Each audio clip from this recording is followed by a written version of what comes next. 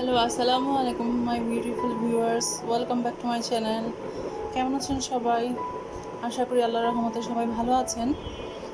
তো আজকে আমি আপনাদের জন্য নিয়ে এসেছি জিঞ্জার, যেটা টক এবং সল্টি, লবণ লবণ লাগবে।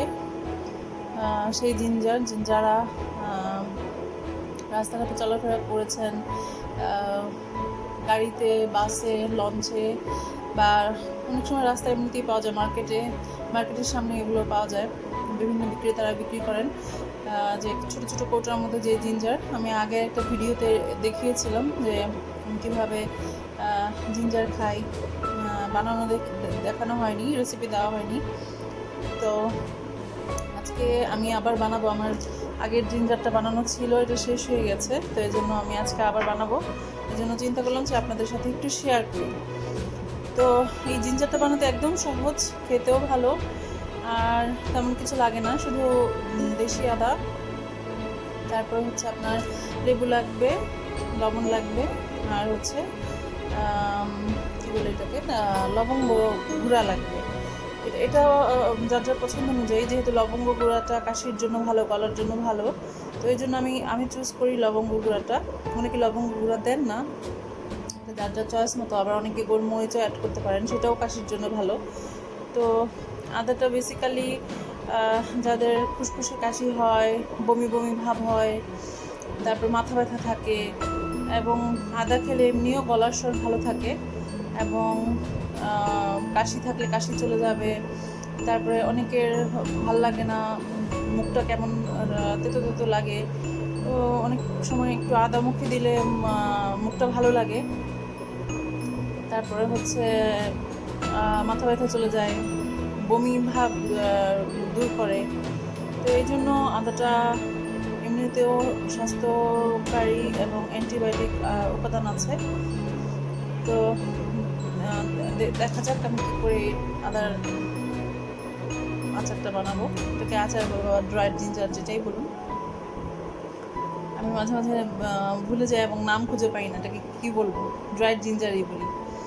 তো চলুন দেখাই এটাকে আমি কীভাবে বানাবো।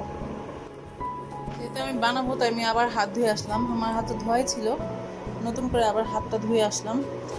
তো আমি এই লেবুগুলো এই আদাটার মধ্যে দিয়ে দিব। এখানে 150 গ্রামের মতো আদা আছে। আদাটাকে ভালো করে আগে ভিজিয়ে রাখতে হবে। ভিজালে অনেক সময়, এটা দেশি আদা, তাই আদাগুলো অনেক মানে চিপা চিপা হয়ে থাকে, শুকিয়ে থাকে, মানে মাংসের সাথে চামড়াগুলো লেগে থাকে। ভিজালে হবে কি, চামড়াগুলো তাড়াতাড়ি উঠে আসতে সাহায্য করবে। তো আমি এটাকে ছাল ছাড়িয়ে নিইনি, আমি কেটে নিয়েছি, মানে ছালগুলো কেটে ফেলে দিয়েছি। অনেকে চামচ দিয়ে বা ছুরি দিয়ে ছালটা ছাড়িয়ে নেন। তা আমি এটাকে ছালটাকে বটি দিয়ে কেটে নিয়ে ফেলে দিয়ে, তারপর ভালো করে ধুয়ে একদম মিহি করে কুচি করেছি। মিহি করে কুচি না করলে এটা তাড়াতাড়ি রোদে শুকাবে না, এবং ভিতরে ময়েস্ট হবে না, ভিতরে পানি পানি থেকে যাবে, এবং আদাটা পচে যাবে, তাহলে পচে দুর্গন্ধ হবে। আদার অনেকেই যারা রান্নাঘরে যান, আদা নিয়ে নাড়াচাড়া করেন, রান্না করেন, সব গৃহিণীরাই জানেন যে আদা পচে গেলে কেমন দুর্গন্ধ ছড়ায়, বিচ্ছিরি একটা দুর্গন্ধ হয়। তো এটাকে এমনভাবে করতে হবে, পাতলা পাতলা কুচি, যাতে করে আদাটা তাড়াতাড়ি শুকিয়ে যায়, ভিতরে বাতাস বাষ্প ঢোকে, এবং ভিতরটাও মুচমুচে হয়ে যায়। আমি পাতলা পাতলা করে সব কেটে নিয়েছি। আর 200 গ্রাম আদার মধ্যে একটা বড় এলাচ লেবু, যেটা গোল বড় এলাচ লেবু রসালো, সেটা দিতে হবে। আর যদি বড় গোল এলাচ লেবু না থাকে, তাহলে এটাকে কী বলে, সিডলেস লেবু। এই সিডলেস লেবু দিতে পারেন, যেহেতু এগুলো রস কম, তাই আমি 2টা নিয়েছি, 2টা দিব। আমি এখন রসগুলোকে সব মিশানোর জন্য, আচ্ছা আমি কি এত কালো, আমার হাতে এত কালো আসতেছে কেন? যাই হোক, কালো ফর্সা এটা কোনো ব্যাপার না, আল্লাহ আমাকে যা দিয়েছেন তাতেই আমি সন্তুষ্ট, আলহামদুলিল্লাহ। তো এই জিঞ্জারটা আমার এত ভালো লাগে, এত পছন্দ, শেষ হওয়ার আগেই বানায় নিচ্ছি। আর আমার বারান্দাতে প্রচুর রোদ আসে, এটা হচ্ছে আমার বেনিফিট।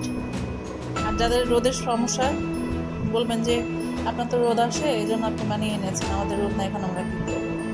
চুলার নিচে যখন চুলা জাল দিবেন, চুলা যদি উঁচু হয়, চুলার নিচে যেই থালাটা দিয়ে শুকাবেন, প্লেটটা দিয়ে শুকাবেন, সেই প্লেটটা রেখে দিবেন।